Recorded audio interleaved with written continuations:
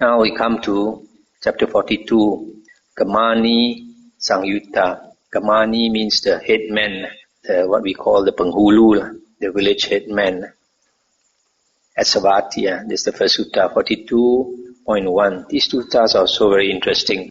42.1 at Savatthi. Then the headman, Chanda, the wrathful, approached the Blessed One, the angry man, paid homage to him, sat down to one side and said to him, Venerable Sir, what is the cause and reason why someone here is reckoned as wrathful? And what is the cause and reason why someone here is reckoned as gentle? Maybe he asked this question because people call him the wrathful, the angry man. And the Buddha said, Here, headman, someone has not abandoned lust. Because he has not abandoned lust, other people irritate him. Being irritated by others, he manifests irritation. He is reckoned as wrathful. He has not abandoned hatred. Because he has not abandoned hatred, other people irritate him. Being irritated by others, he manifests irritation. He is reckoned as wrathful. He has not abandoned delusion. Because he has not abandoned delusion, other people irritate him. Being irritated by others, he manifests irritation. He is reckoned as wrathful. This headman is the cause and reason why someone here is reckoned as wrathful.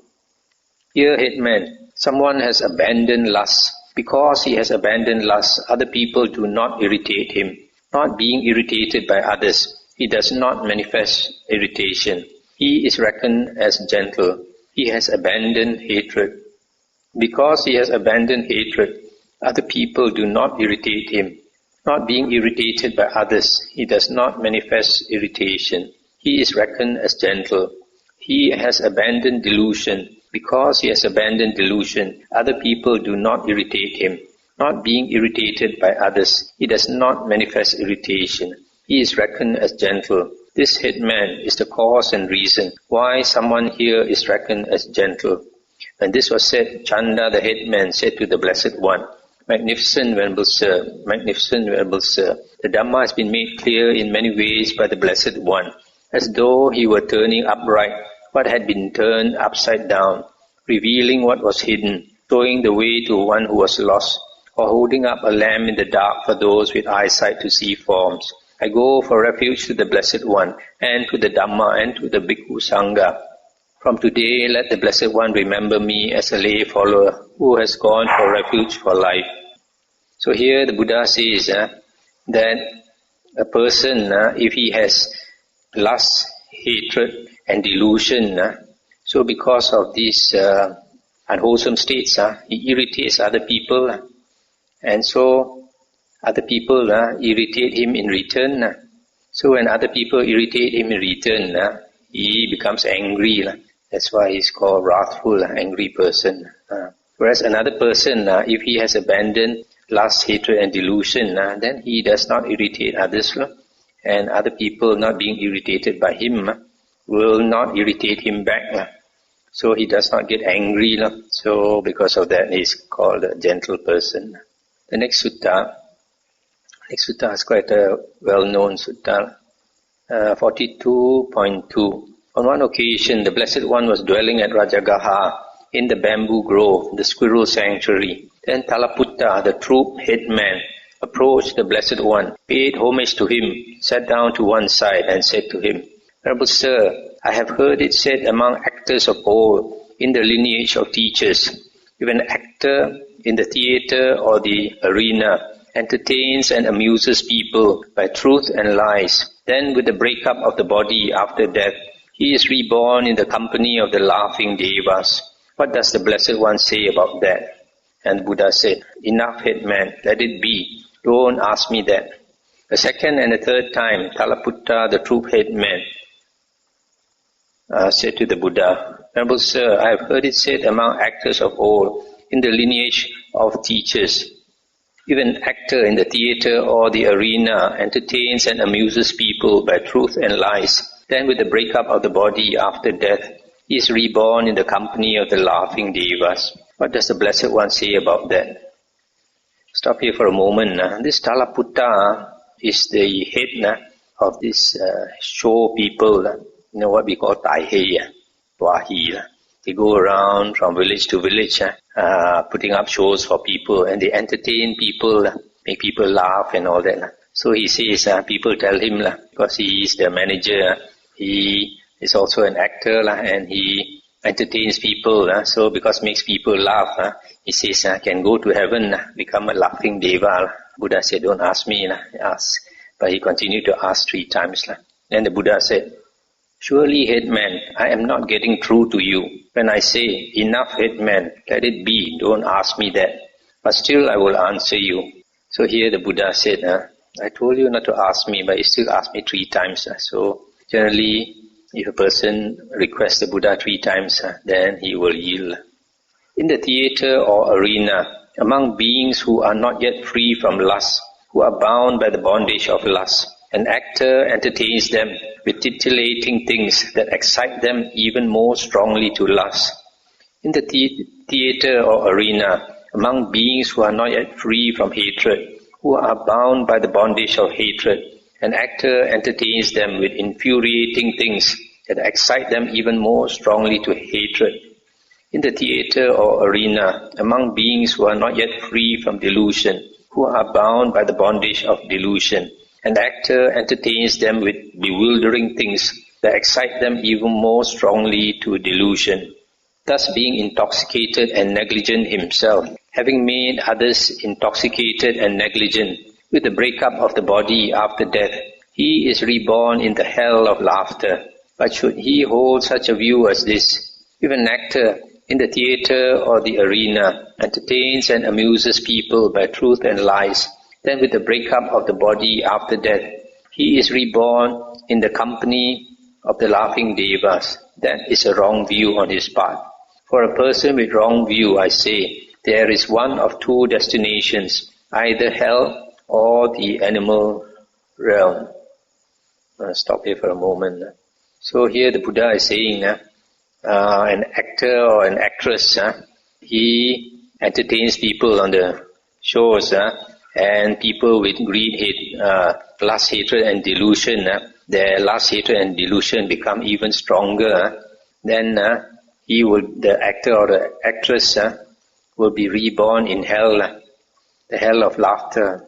So they have to suffer in hell, and they'll be laughing and crying maybe. And this was said, Talaputta, the troop headman, cried out and burst into tears. The Blessed One said, so I did not get through to you when I said, enough, headman, let it be, don't ask me that. And he said, I am not crying, Venerable Sir, because of what the Blessed One said to me, but because I have been tricked, cheated and deceived for a long time by those actors of old in the lineage of teachers who said, if an actor in the theater or the arena entertains and amuses people by truth and lies, then with the breakup of the body after death, he is reborn in the company of the laughing devas. Magnificent Venerable Sir, magnificent Venerable Sir, the Dhamma has been made clear in many ways by the Blessed One, as though he were turning upright what had been turned upside down, revealing what was hidden, showing the way to one who was lost, or holding up a lamp in the dark for those with eyesight to see forms. I go for refuge to the Blessed One, and to the Dhamma, and to the Bhikkhu Sangha. May I receive the going forth under the Blessed One, Venerable Sir. May I receive the higher ordination. Then Talaputta, the troop headman, received the going forth under the Blessed One. He received the higher ordination, and soon, not long after his higher ordination, the Venerable Talaputta became one of the Arahants. So this, when the Buddha told him that actors and actresses would be born in hell, then he started crying and told the Buddha it's not because of what the Buddha said that he's frightened or what, that he's crying, but he said he's so angry that he's been cheated by those people who misled him and told him that entertaining people you can go to heaven. So that's why he's so angry with them that he's shedding tears. So surprisingly, he, after hearing what the Buddha said, he went forth as a monk. So it can't be so simple. This is not the first time probably that he met the Buddha. He must have already met the Buddha several times and heard some Dhamma that gave him some confidence to renounced. And you can find his verses in the Theragatha, verses of the elders. There's a book called Theragatha and Therigatha. It's under the Khuddaka Nikaya, the last Nikaya. And his verses are very inspiring because he was an actor, so he can speak very well. So in those verses, he kept complaining to his mind. He was talking to his mind all the time. Mind, you asked me to go forth and go and live in the mountains among the elephants and where the birds sing and all that. Now I'm here, and then you promised me that the mind will calm down and all that. But now you still cannot calm down. Kept arguing with his mind. So for many years, his mind could not calm down for many years. But later, after struggling so hard, one day when his mind attained one-pointedness, he attained the jhanas, immediately he became Arahant. That shows actually the Dhamma foundation was already very strong. The very strong Dhamma foundation, when he attains very high jhana, he can understand. The next sutta is 42.3. Then the headman, Yoda Jiva, the machinery, approached the Blessed One. This machinery are the soldiers who fight for money. He approached the Blessed One, paid homage to him, sat down to one side and said to him, Venerable Sir, I have heard it said by machineries of old in the lineage of teachers, when a machinery is one who strives and exerts himself in battle, if others slay him and finish him off while he is striving and exerting himself in battle, then with the breakup of the body after death, he is reborn in the company of the battle-slain Devas. What does the Blessed One say about that? And the Buddha said, Enough, headman, let it be, don't ask me that. The second time and the third time, Yoda Jiva, the headman, said, Venerable Sir, I have heard it said among machineries of old, in the lineage of teachers, when a machinery is one who strives and exerts himself in battle, if others slay him and finish him off while he is striving and exerting himself in battle, then with the breakup of the body after death, he is reborn in the company of the battle-slain Devas. What does the Blessed One say about that? And then the Buddha said, after asking 3 times, the Buddha said, Surely, headman, I am not getting through to you when I say, Enough, headman, let it be. Don't ask me that. But still, I will answer you. When headman, a machinery is one who strives and exerts himself in battle. His mind is already low, depraved, misdirected by the thought that these beings be slain, slaughtered, annihilated, destroyed or exterminated. If others then slay him and finish him off while he is striving and exerting himself in battle, then with the breakup of the body after death, he is reborn in the battle-slain hell. But should he hold such a view as this, when a machinery strives and exerts himself in battle, if others slay him and finish him off while he is striving and exerting himself in battle, then with the breakup of the body after death, he is reborn in the company of the battle-slain Devas. That is a wrong view on his part. For a person with wrong view, I say, there is one of 2 destinations, either hell or the animal realm. Stop here for a moment. So here the Buddha says, this machinery, this soldier who fights for money, if in the battle he's fighting, he wants to kill all the enemies, then if he is killed himself, because he has hatred in his mind, then he will go down to hell. But in case he is not killed, even if he is not killed, because he has wrong view that being a machinery, if he is killed in battle, he will go to heaven. Then the Buddha says that is wrong view about karma. So that wrong view, even he is not slain in battle, when he dies, he will either go to hell or the animal realm. When this was said, Yoda Jiva, the headman, cried out and burst into tears. The Blessed One said, So I did not get through to you when I said, Enough, headman, let it be, don't ask me that. And he said, I am not crying, Venerable Sir, because of what the Blessed One said to me, but because I have been tricked, cheated and deceived for a long time by those machineries of old in the lineage of teachers who said, when a machinery is one who strives and exerts himself in battle, if others slay him and finish him off while he is striving and exerting himself in battle. Then with the breakup of the body after death, he is reborn in the company of the battle-slain Devas. And he said, magnificent Venerable Sir, from today let the Blessed One remember me as a lay follower who has gone for refuge for life. So here, people who fight as a soldier for money, so because they are violent, their mind is low, because they want to kill, their mind is low. So after death, they don't go to a good place. Which reminds us, we Chinese like to pray to Quan Kung. Where do you think Quan Kung has gone?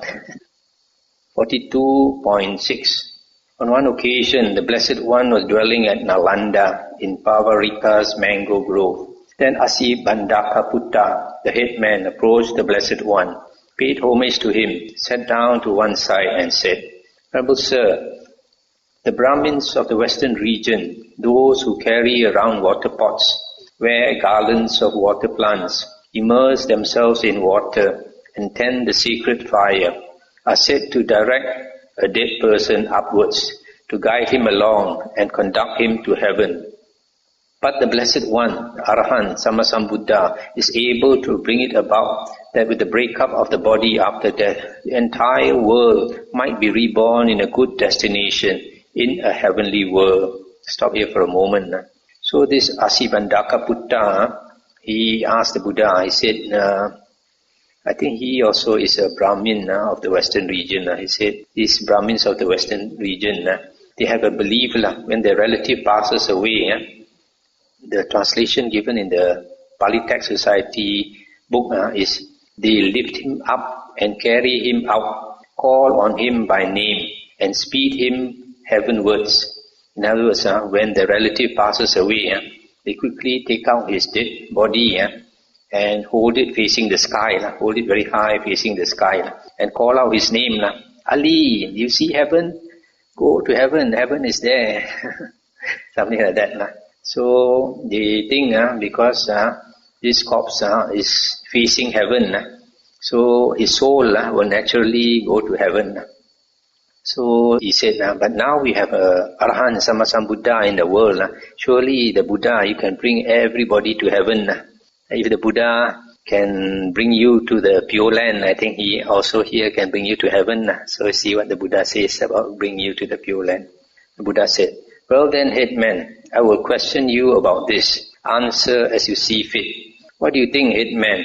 Suppose there is a person here who destroys life, that means who takes life, takes what is not given, engages in sexual misconduct, speaks falsely, speaks divisively, speaks harshly, chatters idly, one who is covetous, full of ill will, and holds wrong view. Then a great crowd of people would come together and assemble around him, and they would send up prayers and recite praise and circumambulate him, making reverential salutations, saying, with the breakup of the body after death, may this person be reborn in a good destination, in a heavenly world. What do you think, headman? Because of the prayers of the great crowd of people, because of their praise, because they circumambulate him with making reverential salutations, would that person, with the breakup of the body after death, be reborn in a good destination, in a heavenly world? Stop here for a moment. So here the Buddha is saying, suppose there is a man, he breaks all the precepts. There's a lot of evil. So when he dies, people come together and pray and chant and ask him to go to heaven. Can he go to heaven? And the headman, after thinking about it, he said, no, Venerable Sir. Then the Buddha said, suppose, headman, a person would hurl a huge boulder or rock into a deep pool of water. Then a great crowd of people would come together and assemble around it, and they would send up prayers and recite praise and circumambulate it, making reverential salutations, saying, emerge, good boulder, rise up, good boulder, come up onto high ground, good boulder. What do you think, headman? Because of the prayers of the great crowd of people, because of their praise, because they circumambulate it, making reverential salutations, would that boulder emerge, rise up, and come up onto high ground? And he said, no, Venerable Sir. So too, headman, if a person is one who destroys life, who takes what is not given, who engages in sexual misconduct, who speaks falsely, speaks divisively, speaks harshly, chatters idly, one who is covetous, full of ill will and holds wrong view. Even though a great crowd of people would come together and assemble around him and pray and chant and ask him to go to heaven, still with the breakup of the body after death, that person will be reborn in a state of misery, in a bad destination, in the netherworld, in hell. Stop here for a moment. So here, it's only logical if a person does something, does all kinds of evil, that when he dies, that he will go to a woeful destination of rebirth. If after doing a lot of evil, he still goes to a good destination of rebirth, then there must be something wrong with the world. And the Buddha said, what do you think, headman?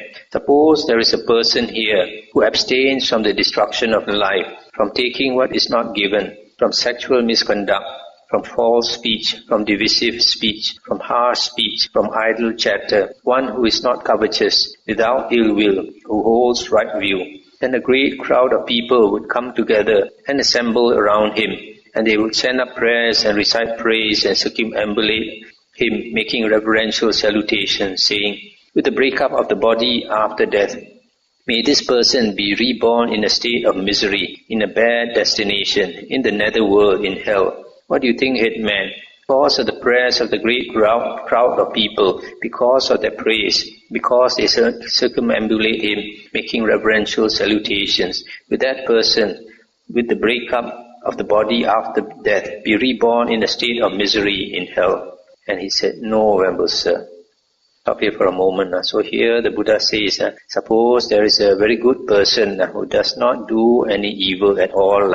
So then when he has died, a big crowd of people come and pray and chant and curse him, ask him to go to hell. Is it possible that he will go to hell? And the headman said, it's not logical that he, being a good man, can go to hell. And then the Buddha continued, suppose, headman, a man submerges a pot of ghee or a pot of oil in a deep pool of water and breaks it. Any of its shards or fragments there would sink downwards, but the ghee or oil would rise upwards. Then a great crowd of people would come together and assemble around it, and they would send up prayers and recite praise and circumambulate it, making reverential salutations, saying, sink down, good ghee or oil, settle, good ghee or oil, go downwards, good ghee or oil. What do you think, headman? Because of the prayers of the great crowd of people, because of their praise, because they circumambulated, making reverential salutations, would that ghee or oil sink down or settle or go downwards? No, Venerable Sir. So too, headman, if a person is one who abstains from the destruction of life, etc., even though a great crowd of people would come together and assemble around him, still and curse him to go to hell, even with the still with the breakup of the body after death, that person will be reborn in a good destination, in a heavenly world.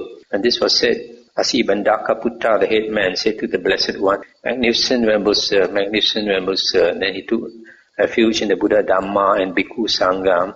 From today, let the Blessed One remember me as a lay follower who has gone for refuge for life. It's the end of the sutta. It's a sutta that teaches a very important principle. This man is asking whether the Buddha can help us go to heaven or not. So instead of directly saying no, the Buddha is saying, giving this simile.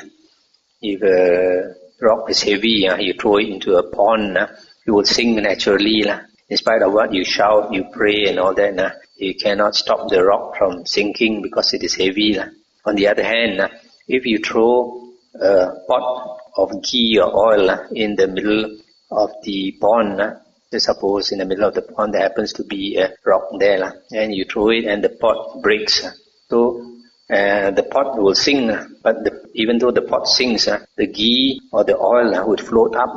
So when you curse the ghee and oil, ask it to sink down, it cannot sink down because it's lighter than water, it will float up. In the same way, the Buddha is telling us very clearly that it is our karma that decides our rebirth. If we have heavy evil karma, that heavy evil karma will drag us down to the woeful plains of rebirth. No matter how other people pray, it doesn't help at all. On the other hand, if the person is a very good person, a virtuous person, his good karma will pull him up and he'll go for a good rebirth, no matter how people curse him. So nobody can influence another person's rebirth. It is entirely due to his karma. So you see, like in this Chinese Buddhism, they like to do a lot of chanting and all that. Chiu To, Chao Tu and all that. According to this type of sutta, it's of no effect at all. It's your karma that decides where you're reborn. So it's important to study these earlier suttas, because nowadays there's a lot of wrong views around. 42.7. On one occasion, the Blessed One was dwelling at Nalanda in Pavarika's mango grove. Then Asibandaka Putta, the head man, approached the Blessed One, paid homage to him, sat down to one side and said to him, "Venerable Sir, doesn't the Blessed One dwell compassionate towards all living beings?" And the Buddha said, "Yes, headman, the Tathagata dwells compassionate towards all living beings." And he asked, "Then why is it, Venerable Sir, that the Blessed One teaches the Dhamma thoroughly to some, yet not so thoroughly to others?" Stop here for a moment. So this headman is saying, if the Buddha, you are compassionate towards all beings, why you discriminate? To some people you teach a lot of Dhamma, to some people you teach so little Dhamma. And the Buddha said, "Well then, headman, I will question you about this. Answer as you see fit. What do you think, headman? Suppose a farmer here had 3 fields, one excellent field, one of middling quality, and one inferior, rough, salty, with bad ground. What do you think, headman? If that farmer wishes to sow seeds, where would he sow it first? In the excellent field, in the field of middling quality, or in the field that was inferior, the one that was rough, salty, and with bad ground?" And the headman said, "If, Venerable Sir, that farmer wishes to sow seed, he would sow it in the excellent field. Having sown seed there, he would next sow seed in the field of middling quality. Having sown seed there, he might or might not sow seed in the field that was inferior, the one that was rough, salty, with bad ground. For what reason? Because at least it can be used as fodder for the cattle." Stop here for a moment. So if a farmer wishes to sow his seeds so that it can sprout, of course naturally he would sow it in the most fertile field, the best field. Then if he has some more left over, he would sow it in the second quality one, the middling quality one. Then if he still has some more left over, either he might sow it in the inferior ground, or he might not sow it.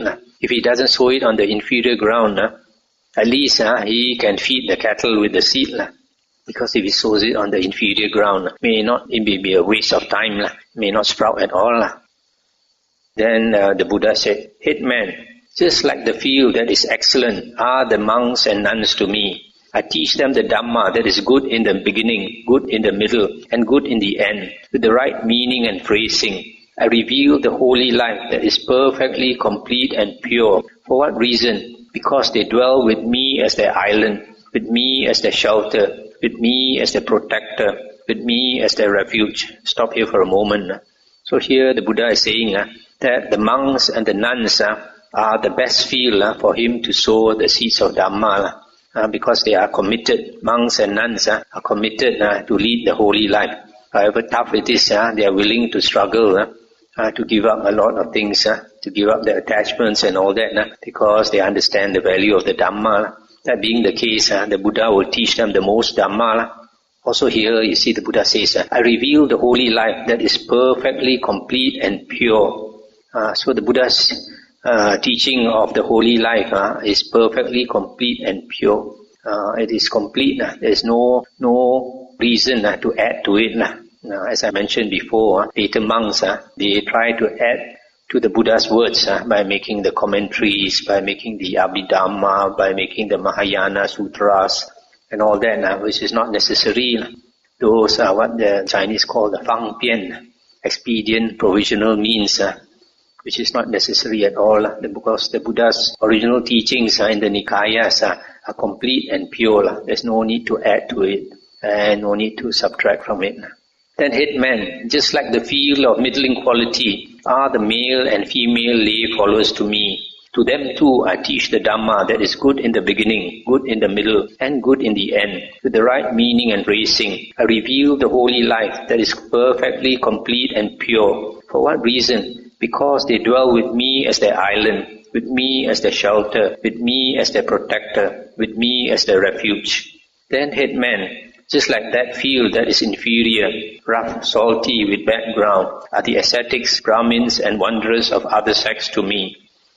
Yet to them too I teach the Dhamma that is good in the beginning, good in the middle, and good in the end, with the right meaning and phrasing. I reveal the holy life that is perfectly complete and pure. For what reason? Because if they understand even a single sentence, that will lead to their welfare and happiness for a long time.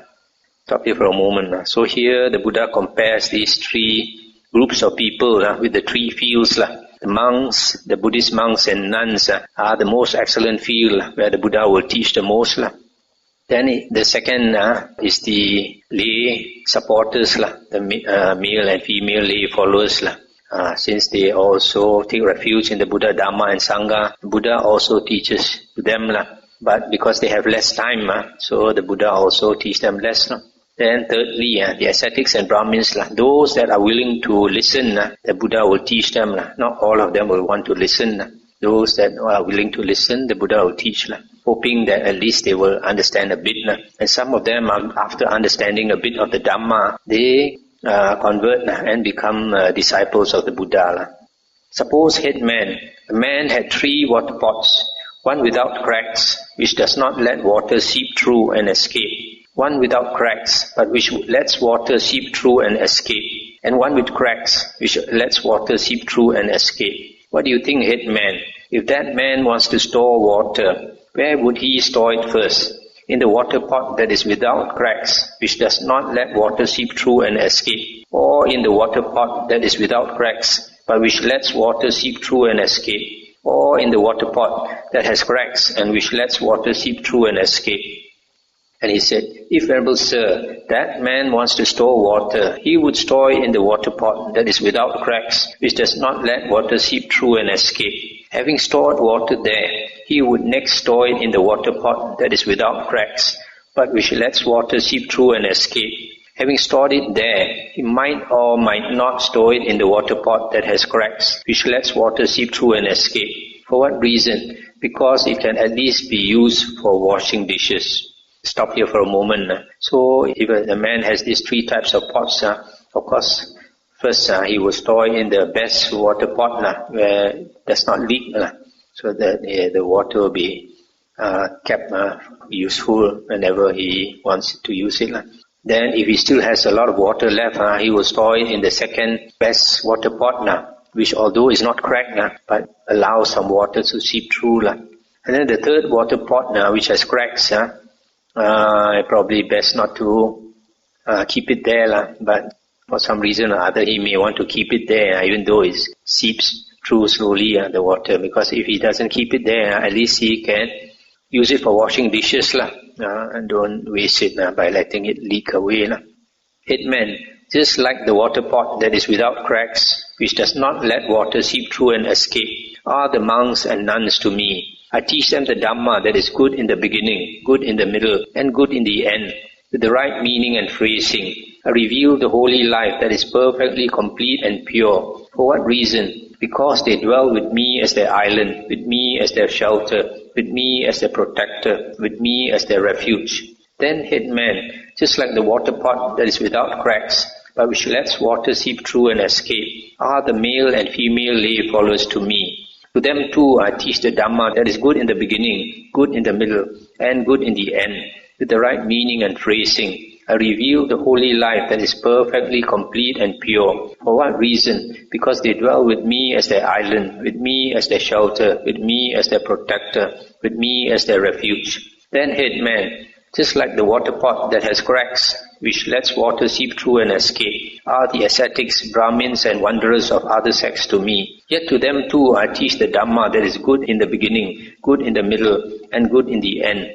The right meaning and phrasing. I reveal the holy life that is perfectly complete and pure. For what reason? Because if they understand even a single sentence, that will lead to their welfare and happiness for a long time.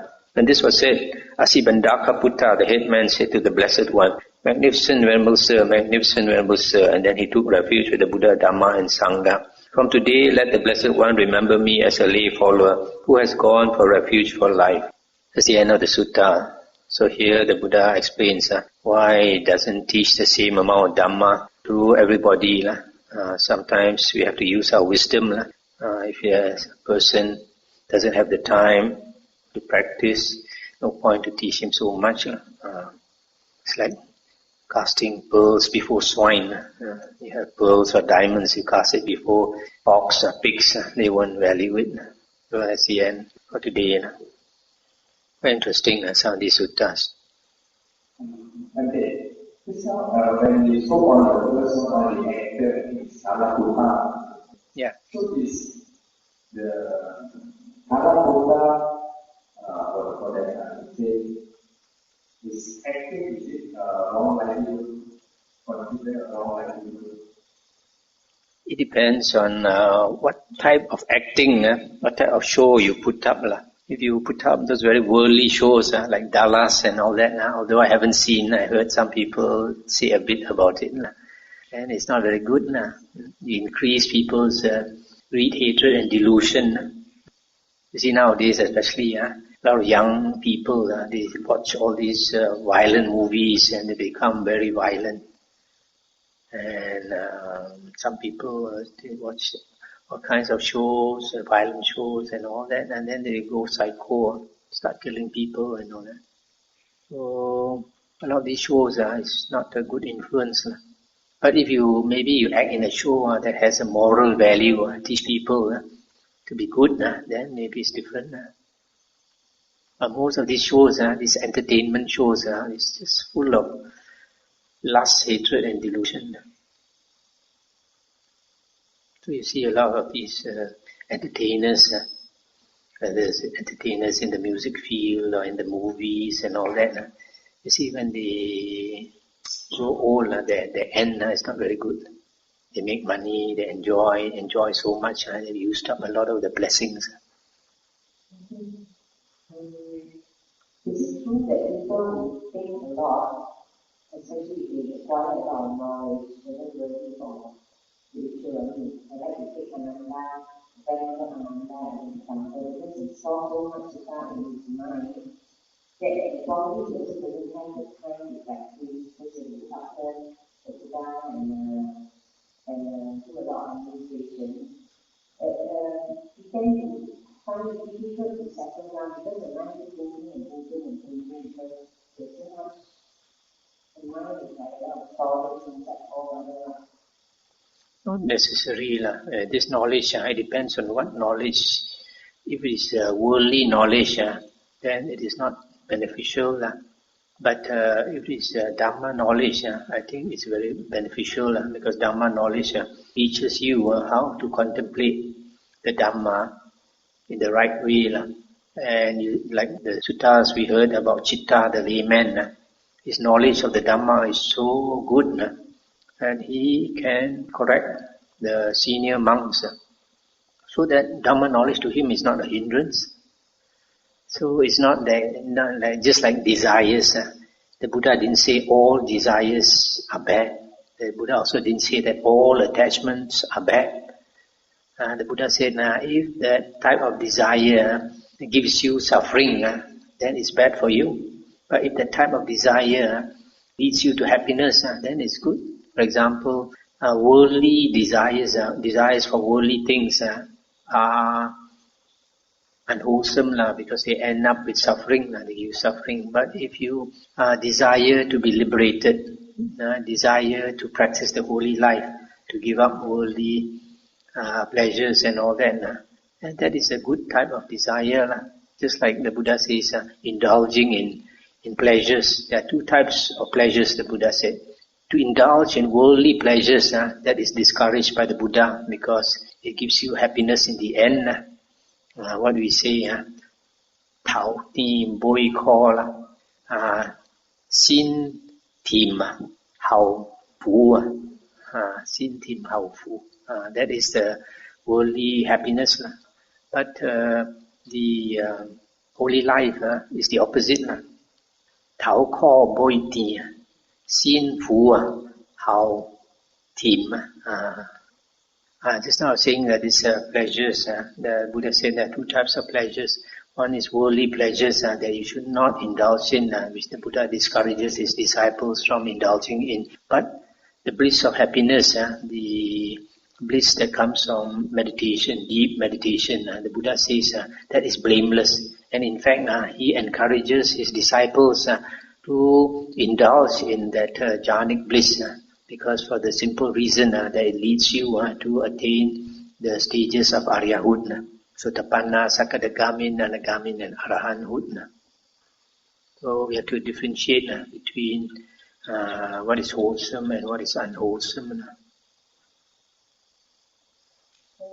Sometimes the non-interested in a certain Dhamma topic, for example, then if you have an obsessive mind and you stop practicing meditation, then you might also go to research into that particular topic and reading all the Nikaya. So then you have a kind of meditation practice and slowly for ways to use. So where do you start the in the suttas, the Buddha says it is alright for a monk to teach Dhamma, but even if he teaches Dhamma, every day he has to set aside some time for meditation, to calm his mind, to tranquilize his mind. It's alright for a monk to investigate the Dhamma, to study the suttas or to repeat the suttas, but he must set aside some time every day to meditate. It's not like you set aside a few weeks or a few months. No. That is not. Every day you must do your meditation practice. Just like what we do now. We set aside 4.5 hours every day to have a group sittings. There are other times if you want to meditate on your own, fine. If you want to investigate the Dhamma on your own, fine. You want to listen to CDs, fine. But the minimum every day here is 4.5 hours group meditation. That is enough to make us progress. But of course, even investigating the Dhamma, we have to be very careful. As I mentioned in my book Liberation, studying too much is one extreme. Not studying at all the Dhamma is another extreme. So we have to take the middle path, and the middle path is to investigate only the Buddha's words in the Nikayas, in the original discourses of the Buddha in the Nikayas. Of course, if you want to investigate, for example, Abhidhamma, like I did, I spent some time, but not too much time. Spent some time, but with my foundation of the suttas, my understanding of the suttas, when I study the Abhidhamma, I can know where are the contradictions with the suttas, you see. If your foundation of the suttas is not good enough, when you study Abhidhamma, you don't know there's a lot of contradiction. Similarly, when you study Mahayana books and you compare them with the original suttas, if you have good knowledge of the original suttas in the Nikayas, straight away you will know contradictions, where there are contradictions. Because a lot of these later books like Abhidhamma, Mahayana, Visuddhimagga, commentaries and all that, they have a lot of Dhamma. But they add a bit of Dhamma, what is contrary to Dhamma. They put a bit of shit in the nice food. So if you are ignorant, you swallow the whole thing, including the shit inside. So you have to be very careful so that you know how to differentiate. So we study the other books just for comparison. But we should spend our time investigating only the original suttas in the earliest 4 Nikayas, plus the 6 books of the Khuddaka Nikaya, that I mentioned in my book, Liberation. So if we concentrate on these original words of the Buddha, we study them again and again, we'll have a very good foundation on the Dhamma. And this understanding of the Dhamma is extremely important because the Buddha says in the suttas, there are only 5 occasions when a person attains liberation. And out of these 5 occasions, 4 of them have to do with the Dhamma. So it shows that if you don't know enough Dhamma, you can never be liberated. One is when a person is listening to the Dhamma, he becomes liberated. Second, when a person is teaching the Dhamma. For example, like these few weeks, I've been teaching this Samyutta Nikaya. I have to do a lot of homework, to study, and then there are some words which are not very clear. The translation, I have to check the Pali dictionary. I have to check the original Pali text. And then I have to compare with the Pali text, society translation, and all these things. So when I prepare these suttas to teach, in the process of teaching, I also learn more Dhamma, you see. So the second time a person attains liberation is when he's teaching the Dhamma. The third time when he's repeating the Dhamma. During the Buddha's time, they repeat the suttas again and again. But nowadays, since we have it in book form, instead of repeating, we study the suttas again and again. It's the same as repeating the suttas. I keep studying them again and again. Understand more. And the fourth occasion, when he reflects on the Dhamma, having learned the Dhamma, when we are free, we reflect on it to understand it better, to see it from different angles. So 4 of these occasions, a person can become liberated, can become an arahant. Only the 5th occasion is during meditation, when he's contemplating on the samadhi nimitta, the object of the meditation.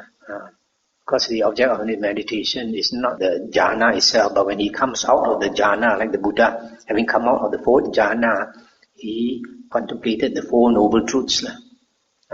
So at that time, that is his samadhi nimitta, his object of concentration, is concentrated his mind contemplating that 4 noble truths, and he became enlightened.